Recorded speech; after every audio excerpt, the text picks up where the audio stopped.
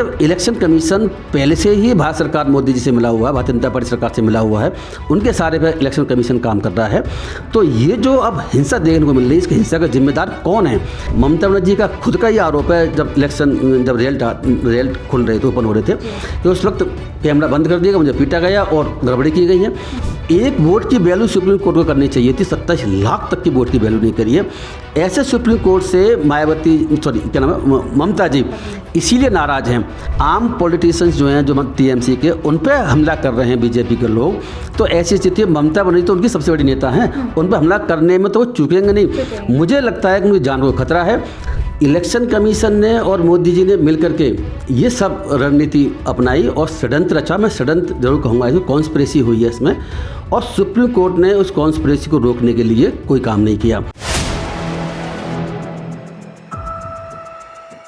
बंगाल चुनाव के परिणाम आ चुके हैं, लेकिन इन परिणामों के साथ एक बड़ा सवाल उठ रहा है कि ममता बनर्जी इन चुनाव में हारी है या हराई गई है। और इसी के साथ बंगाल में जिस तरीके की हिंसाजनक तस्वीरें सामने आ रही हैं, इन तस्वीरों के साथ कई चिंताएं भी सामने आ रही है। शुभेंदु अधिकारी के पीए की हत्या कर दी गई है, तो वहीं ममता बनर्जी ने साफ कर दिया है कि वो इस्तीफा नहीं देंगी और इलेक्शन कमीशन से उनकी लड़ाई जारी रहेगी और ज़रूरत पड़ी तो वो अंतर्राष्ट्रीय कोर्ट भी जाएंगी। इन तमाम बिंदु पर चर्चा करेंगे। हमारे साथ संजीव कुमार जी हैं, जो पूर्व जज रह चुके हैं। और सर, सवाल की शुरुआत यहीं से करेंगे, चर्चा की शुरुआत। पहला सवाल आप इससे यहीं करूंगी। परिणाम आ चुके हैं, परिणाम पूरी तरीके से पूरे देश को चौंकाए हैं। भारतीय जनता पार्टी ने, आप कह सकते हैं, बम्पर जीत वहां पर दर्ज कराई है। सवाल अब उठ रहे हैं कि ममता बनर्जी हारी है या हराई गई हैं, क्योंकि वो भी कई सवाल इलेक्शन कमीशन पर अब सीधे तौर पर उठा रहे हैं।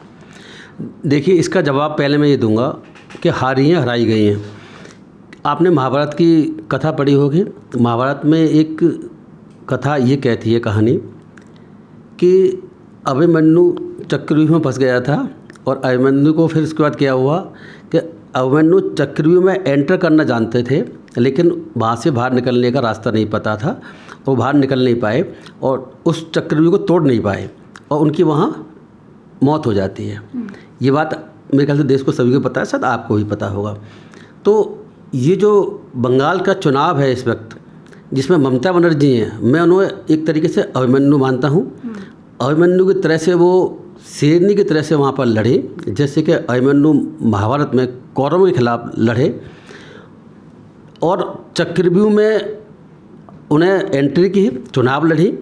लेकिन चक्रव्यूह इतना बनाया हुआ था कि उसके बाहर वो निकल नहीं पाई बेचारी। तो ये चक्रव्यूह था किसका?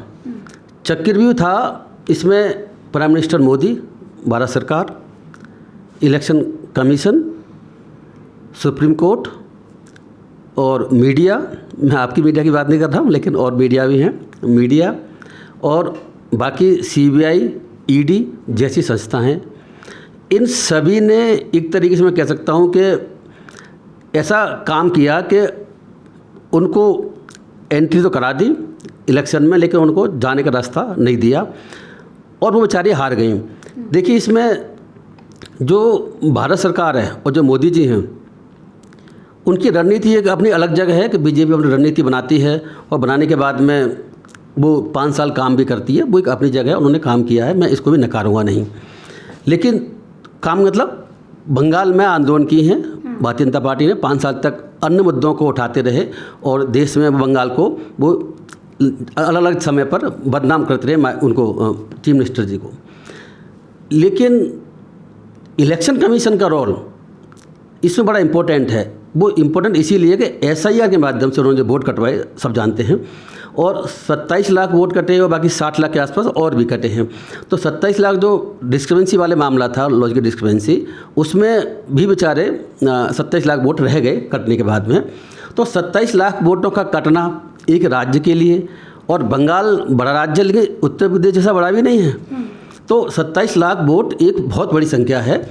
मैं आपको बता दूं कि पहले ऐसा होता था कि देश में जो लोग इस बात की विचारधारा के मानने वाले थे, जो लीगल फील्ड के जजेज भी देखें, सुप्रीम कोर्ट के, हाई कोर्ट के या लीगल जो भी होते हैं, कि एक वोट भी इम्पोर्टेंट है, कोई भी मतदाता अपना वोट देने से वंचित ना रह जाए। इस विचार के साथ में, सिद्धांत के साथ में पहले इलेक्शन हुआ करते थे। इलेक्शन कमीशन सोचा करता था कि कोई भी मतदाता मत देने से वंचित ना रह जाए। यहाँ पर 27 लाख मत देने से वंचित रहेगा। बाकी 60 लाख का क्या हुआ वो भी एक अलग कहानी है। लेकिन अगर 27 लाख कोई मान के चलें तो एक बहुत बड़ी संख्या थी। इलेक्शन कमीशन ने और मोदी जी ने मिल करके ये सब रणनीति अपनाई और षड्यंत्र रचा। मैं षड्यंत्र जरूर कहूँगा, इसमें कॉन्स्पिरेसी हुई है इसमें, और सुप्रीम कोर्ट ने उस कॉन्स्पिरेसी को रोकने के लिए कोई काम नहीं किया। तो ये जो संस्था है, सुप्रीम कोर्ट हो गया और बाकी प्रधानमंत्री मोदी जी हो गए और उनकी पूरी टीम, बाकी पूरा मंत्रिमंडल, इलेक्शन कमीशन ज्ञानेश कुमार जी सहित, इसके अलावा सीबीआई ईडी का भी अपना रोल रहा। सीबीआई ने, आपको पता होगा, समय समय पर ईडी ने वहाँ दुनिया भर के छापे मारे। ममता बनर्जी को भी उन्होंने फंसाने की कोशिश करी। ममता बनर्जी एक बार फाइल लेकर के वहाँ से आ गई थी, आपको पता होगा। तो इन सब का रोल, और मीडिया का खासतौर से जो मेन स्ट्रीम मीडिया जिसे कहा जाता है, उनका तो आप पूछे ही मत। उन्होंने तो बस 5 साल लगातार, अब से पहले इतना दिखाया है, जैसे कि वहाँ की जो चीफ मिनिस्टर हैं ममता बनर्जी के, वो तो कोई राक्षस हैं, वो तो कोई लगता है अब वहाँ की बांग्लादेशी हैं, वो तो बांग्लादेश ही की समझते हैं। और ऐसा उन्होंने प्रोजेक्ट करने की कोशिश की जिससे कि वहाँ के हिंदू लोग उनसे नाराज़ हो जाएं और हिंदू मुस्लिम कराने में वो कामयाब रहें। तो ये मानता हूँ कि सब लोगों का इसमें हाथ है ममता बनर्जी को हराने में। तमाम शक्तियाँ एक हो गई और कहीं ना कहीं ममता बनर्जी को हरा दिया। अब ममता बनर्जी कह रहे हैं कि वो इस्तीफा नहीं देंगी और ज़रूरत पड़ी तो अंतर्राष्ट्रीय स्तर पर भी जाकर के इस लड़ाई को लड़ेंगी। तो 2 बिंदु है सर, एक तो वो कह रहे हैं इस्तीफा नहीं दूंगी, दूसरा वो कह रही है अंतर्राष्ट्रीय। तो क्या अपने देश की कह सकते हैं कि अपने देश के कानून पर यकीन नहीं रहा? इसका तो मतलब यही है। और आप देखो, ये बताइए कि यकीन होगा कैसे। मैं ये बता दूं आपको कि मैं भी लीगल फील्ड से रहा हूं, कोर्ट मैंने भी 21 साल चलाई दिल्ली में। तो जब कोई लिटिगेंट्स हैं, कोई पार्टी हमारे पास आती है, तो उसका विश्वास हम पर रहे कोर्टों पर। ये कोर्टों की भी ड्यूटी है। कोर्ट अपने आचरण से, अपने जजमेंटों से, अपनी पूरी प्रक्रिया से ये दिखाना चाहिए कि हम न्याय करने रहें, न्याय होता हुआ नज़र भी आना चाहिए। केजरीवाल जी के केस में हमने देखा, जो वहाँ पर दिल्ली हाई कोर्ट में उन्होंने कर रखा है, जो सूर्यकांत शर्मा जी हैं, कि आप केस से हट जाइए, वो नहीं हटी। वो एक अलग इशू है, लेकिन वो भी इशू है। इसी तरीके से ममता बनर्जी अब खुद आकर के सुप्रीम कोर्ट में अपनी पैरवी कर रही हैं। उनकी सरकार वहाँ सुप्रीम कोर्ट में आई हुई है कि भाई SIR ये गड़बड़ कर रही है, इलेक्शन कमीशन जानबूझ के वोट कटवा रहा है, और ज़्यादातर वोट वो हैं जो ममता बनर्जी को वोट पड़ते हैं। मैं आपको बता दूं, मुझे ऐसा लगता है कि ज्ञानेश कुमार जी के पास में पूरी सूची है कि कौन से वोटर ऐसे हैं जो बीजेपी को वोट नहीं करते हैं। बड़ा गंभीर और नहीं, कोई आरोप नहीं है, सही है। और ज़्यादातर उन्हीं के वोट उसमें काटे गए हैं। देखो, वैसे भी आपको पता होगा कि जब इलेक्शन होते हैं उससे पहले मतदाता सूची बनती है, तो उसमें वहाँ के जो लोकल लीडर होते हैं उन्हें पता होता है कि ये जो वोटर कौन से वोट देने वाले थे, कोई बड़ी बात ही नहीं है। तो इसमें वो ऐसा कर सकते हैं, कोई बड़ी बात नहीं है। इस बीच में सर सुप्रीम कोर्ट ऐसे बोल देता है कि इस बार अगर वोट नहीं किया तो अगली मैं अब उस पर ही आ रहा था। तो अब सुप्रीम कोर्ट में ममता बनर्जी आकर के अपनी बहस करती हैं। मैंने वो प्रोसीडिंग देखी थी, मुझे दुख हुआ इस बात का। मेरे हिसाब से ममता बनर्जी को सुप्रीम कोर्ट में नहीं जाना चाहिए था, खुद पैरवी करने के लिए, खुद आर्गूमेंट करने के लिए। क्योंकि चीफ मिनिस्टर का अपना ओहदा कम नहीं होता। सुप्रीम कोर्ट का होता रहे कि चीफ मिनिस्टर अपने कम। चीफ मिनिस्टर क्या होते हैं? चीफ मिनिस्टर जनता के चुने हुए प्रतिनिधि होते हैं। सुप्रीम कोर्ट के जजेस को कोई चुनता नहीं है, कोलोजियम सिस्टम से आते हैं, दुनिया को पता है। तो ये भी ध्यान रखने की बात है कि ममता बनर्जी के पीछे बंगाल के करोड़ों लोग हैं जो उनको वोट दे करके वहाँ पर सत्ता में लाए हैं। सुप्रीम कोर्ट के किसी भी जज का इस तरीके से इलेक्शन नहीं होता, उनको तो जो है अपॉइंट किया जाता है। तो चीफ मिनिस्टर को अपनी गरिमा को मुझे लगता है गिराने की आवश्यकता नहीं थी। ये नहीं कि भाई हम आपकी कोर्ट में, आप हमारे वकील बहुत सारे हैं, पेश हो सकते हो, पेश हो भी रहे थे, खुद जाकर के बहस करने की मैं जरूरत नहीं समझता। लेकिन अगर उन्होंने कर भी ली तो सुप्रीम कोर्ट को बड़प्पन दिखाना चाहिए था कि एक चीफ मिनिस्टर आई हुई हैं तो उस हिसाब से उनके साथ पेश आना चाहिए। लेकिन मैं आपको बता रहा हूँ, जो प्रोसीडिंग चली थी, मुझे लगा कि चीफ मिनिस्टर के साथ वो इतने बेहतर तरीके से पेश सुप्रीम कोर्ट भी नहीं आ रही है। आगे उन्होंने कुछ किया भी नहीं। मैं 2-3 बात और मैं बताता चलूँ इसी में कि उसके बाद फिर जब SIR को सुप्रीम कोर्ट रोक नहीं पाई, 27 लाख वोट फाइनली कट गए। डिस्क्रिपेंसी के बाद में इलेक्शन की डेट भी अनाउंस हो गई थी और बाद में इलेक्शन भी होने वाले थे। उस वक्त जस्टिस जयमाला बागची, मुझे बड़ी आपत्ति है उनके स्टेटमेंट पर, जब उनसे कहा गया सुनवाई के समय कि भाई 27 लाख वोट कट गए हैं, या तो आप सुप्रीम कोर्ट ऐसा करे इलेक्शन को या तो टाल दो, या 27 लाख को टेम्प्रेरी बेसिस पे वोट देने दीजिए। जब बाद में आपकी प्रोसेस इस तरीके से अगर है कि बाद में ट्रिब्यूनल के पास मैटर जाएगा, तो कब तक ट्रिब्यूनल डिसाइड करेगा 27-30 लाख पिटीशन फाइल होंगी, उसमें होने की संभावना है, तो वो पता नहीं कितना समय लेगा। तो तब तक आप टेम्परेरी बेसिस पर, इंटरिम बेसिस पर आप इनको ऑर्डर कर दीजिए कि ये वोट दे लें, और अगर बाद में फाइनली अगर जो ट्रिब्यूनल पाता है कि नहीं ये वोटर नहीं है, गलत है, तो तब देखा जाएगा। तो उनका ये कमेंट कि अरे 27 लाख वोट हैं तो क्या हो गया, ये तो अगली बार वोट दे लेंगे, परमानेंट थोड़ी काटा गया है, अगली बार वोट दे सकते हैं। तो देखो ऐसे जजेस सुप्रीम कोर्ट के, हमारे देश की सबसे बड़ी कोर्ट सुप्रीम कोर्ट, उससे ऊपर कोई कोर्ट नहीं है, जो ये कहे कि 27 लाख वोट नहीं दे पाएंगे तो इसमें कौन सी प्रॉब्लम वाली बात है, अगली बार दे लेंगे, इस बार नहीं दे पाएंगे। अरे इस बार नहीं दे पाएंगे तो तभी तो बीजेपी आ गई। और दूसरी बात ये है कि एक वोट की वैल्यू सुप्रीम कोर्ट को करनी चाहिए थी, 27 लाख तक की वोट की वैल्यू नहीं करी है। ऐसे सुप्रीम कोर्ट से मायावती, सॉरी क्या नाम है, ममता जी इसीलिए नाराज़ हैं। और मैं एक बात और बता दूं आपको, जिससे कि वो इंटरनेशनल कोर्ट जाने की बात कर रही हैं, एक बात और बता दूं आपको कि इसमें एक और पहलू है कि जब वहाँ पर न्यू जलपाईगुड़ी में बंगाल में एक हाई कोर्ट की सर्किट बेंच का उद्घाटन होना था, तो चीफ जस्टिस सूर्यकांत जी वहाँ पर गए थे, और ये इलेक्शन चंद समय पहले की बात है। और ममता बनर्जी भी क्योंकि चीफ मिनिस्टर हैं, उन्होंने कोर्ट बनवाई है, पैसा तो चीफ मिनिस्टर देता ही है, सरकार देती है, तो वहाँ पर वो गई थी।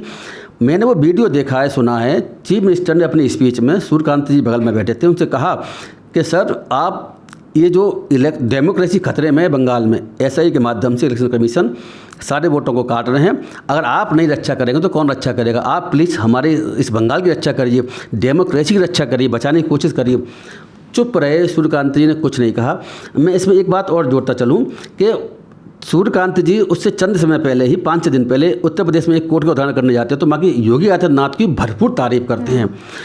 कोर्ट बनाने के लिए उन्होंने बनाई थी, योगी आदित्यनाथ जी डिस्ट्रिक्ट कोर्ट, इन्होंने बनाई थी हाई कोर्ट की सर्किट बेंच, तो इन्होंने उनकी तारीफ़ नहीं करी। ममता बनर्जी की तारीफ़ क्यों नहीं करी भाई, आप उनकी तारीफ़ क्यों कर रहे हैं? तो आप क्या उनको इलेक्शन में हरवाना चाहते हैं? आपको तारीफ़ करने में जब उनमें कोई आपत्ति नहीं है योगी आदित्यनाथ के लिए, तो आप वही कोर्ट बना रहे हैं, अगर वो बड़ी कोर्ट बना रहे हैं तो उसमें आप उसकी तारीफ़ क्यों नहीं कर रहे हैं? एक बात और इसमें मैं आगे जोड़ूँ इसमें, क्योंकि 3-4 बातें बड़ी इंपॉर्टेंट है, इसीलिए सुप्रीम कोर्ट से वो नाराज़ हैं। अगली बात ये है कि इलेक्शन से एक दिन पहले 22 अप्रैल को 23 अप्रैल को इलेक्शन था फर्स्ट बंगाल में, 22 अप्रैल को एक दूसरी बेंच ने उस केस में जिसमें ममता बनर्जी ईडी के ने जब छापा मारा था, फाइल ममता जी फाइल को लेकर के आ गई थी, उस केस में ममता बनर्जी की बहुत ज़्यादा क्रिटिसाइज सुप्रीम कोर्ट की दूसरी बेंच कर रही है, और यहाँ तक कह रही है कि ममता बनर्जी आप इस तरीके से काम कर रही हैं, इससे लोकतंत्र जो खतरे में, और लोकतंत्र खतरे में इस बात से है कि वो वोट नहीं दे पा रहे 27 लाख, उन्हें वो खतरा नज़र नहीं आ रहा।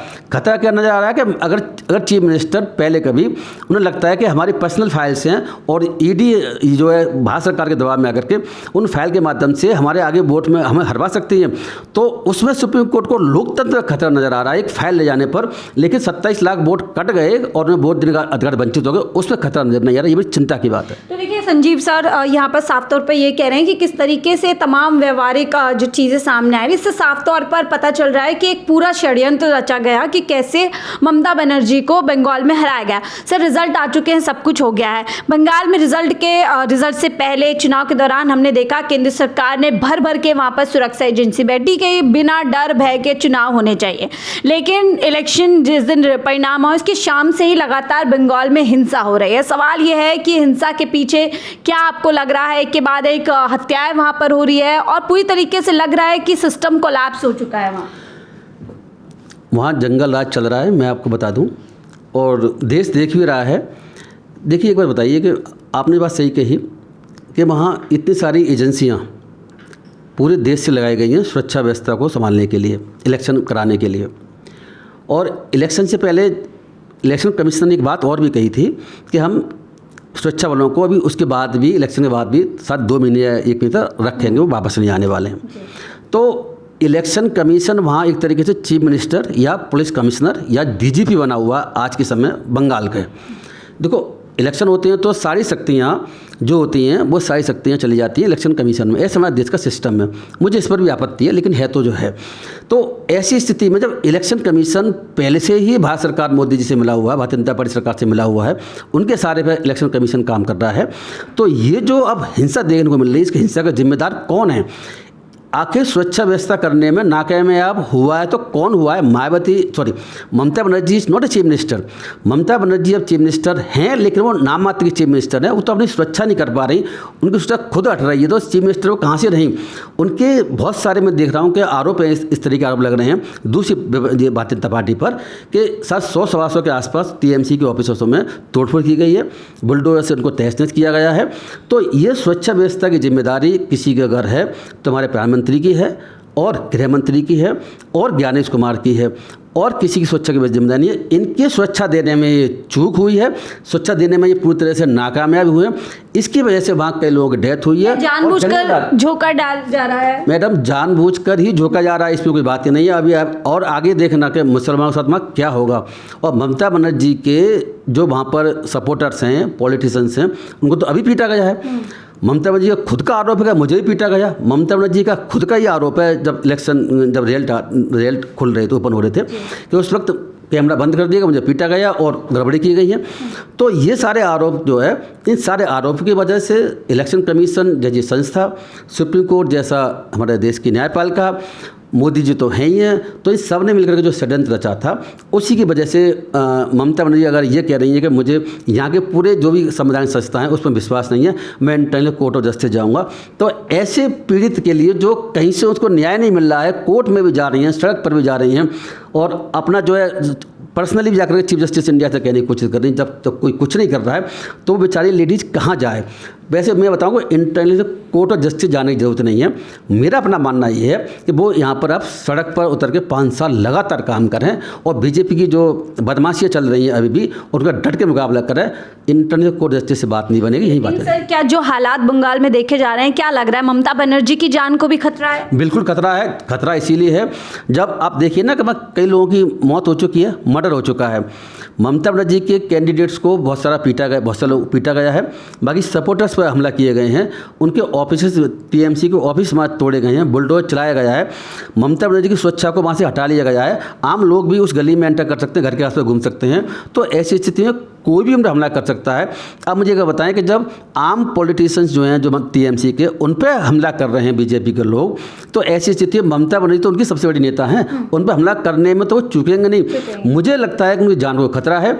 ममता बनर्जी को खुद अपनी सुरक्षा करनी पड़ेगी, सरकार सुरक्षा नहीं देगी। बड़ी बात कह रहे हैं। सोचिए एक पूर्व मुख्यमंत्री जो हो गए हैं। सर, चलते चलते आखिरी कुछ छोटे छोटे से सवाल मैं चाहूँगी आप संक्षेप में इनका जवाब दें। क्या आप कहेंगे जिस तरीके से हिंदू मुसलमान करके वहाँ पे वोटिंग हुई, अब उसके बाद हम देख रहे हैं शुभेंदु अधिकारी जो कि लगभग मुख्यमंत्री वहाँ के हो सकते हैं, वो कह रहे हैं कि हिंदुओं ने मुझे वोट दिया है, हिंदुओं के लिए मैं करूँगा, और सबका साथ सबका विकास नहीं चलेगा, जो उनके साथ उन्हीं का विकास। ये क्या साफ तौर पर उत्तर प्रदेश बनाने की कोशिश की जा रही है? उत्तर प्रदेश से ज़्यादा गंभीर बनने की समस्या मैं बता रहा हूँ आपको। बंगाल जो है उत्तर प्रदेश से भी ज़्यादा आप देखना सांप्रदायिक स्टेट बनने वाला है। जो सांप्रदायिकता उत्तर प्रदेश में चल रही है और असम में चल रही है, मुझे ऐसा लगता है कि बंगाल शायद नंबर 1 पर न चला जाए, क्योंकि बंगाली बांग्लादेश और बांग्लादेशी एंट्री, घुसपैठी, ये सारे बांग्लादेश में ही, उत्तर प्रदेश तो है नहीं। तो बांग्लादेश में घुसपैठी बताए जाते हैं। मैं आपको एक बार बता दूं कि आज एक खबर और मैंने पढ़ी पेपर में कि बांग्लादेश के जो राष्ट्रपति ने क्या कहा, प्रधानमंत्री ने, उन्होंने कहा कि आपको पता हो, उससे पहले मैं एक बार बता चलूँ आपके दर्शकों को कि सरकार कर क्या रही थी अब पिछले 5 साल से। भारत सरकार दिल्ली से बंगाल के लोग पकड़े या कोई मुस्लिम पकड़े और उनको बांग्लादेशी का टप्पा लगा दिया, अपने आप ही डिसीजन ले लिया, कहीं कोर्ट में नहीं, कहीं नहीं गए, और लेके फिर उन्होंने उनका क्या किया बता सकती हैं आप? तो पत्रकार हैं, रही होंगी। दिल्ली में ऐसे कई इंसिडेंट हुई थी, पकड़ के लेकर के और उन्हें बांग्लादेश के बॉर्डर पे जाकर के बांग्लादेश में पुश कर धक्का दे दिया। ये काम भारत सरकार कर रही थी। ऐसा पहले हमने तो कभी देखा नहीं है। ये नियम के हिसाब से होता है। अगर यहाँ पर कोई अगर रह रहा है बांग्लादेशी भी है तो सिद्धांत प्रिंसिपल के आधार पर बाकी सरकार को बताया जाता है, यहाँ से कोर्ट में पूरी प्रोसीडिंग होने के बाद में तब भेजा जाता है। आपने वहाँ ले जाकर धक्का दे दिया उसको और बांग्लादेश में एंट्री करा दिया, ऐसा कभी होता है? ऐसा हमने तो कभी देखा नहीं।